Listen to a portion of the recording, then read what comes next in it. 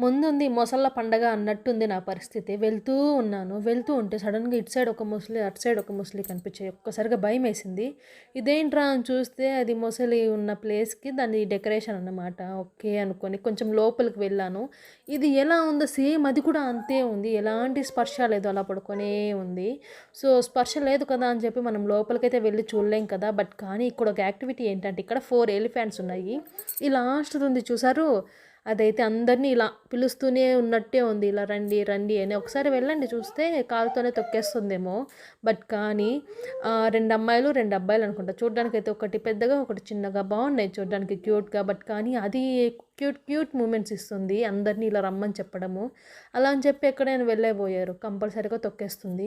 కానీ అక్కడ మనుషులైతే వెయిట్ చేస్తూ ఉన్నారు. అంటే ఆ ఎంట్రన్స్‌లోకి ఎవరిని అలో చేయడం లేదు. సో, ఎవరైనా చూడాలి అనుకుంటే ఇక్కడి నుంచినే డైరెక్ట్‌గా చూడండి అంతవరకే కానీ దగ్గరికి వెళ్ళి ఫోటోస్ అలా తీసుకోనివ్వడం లేదు.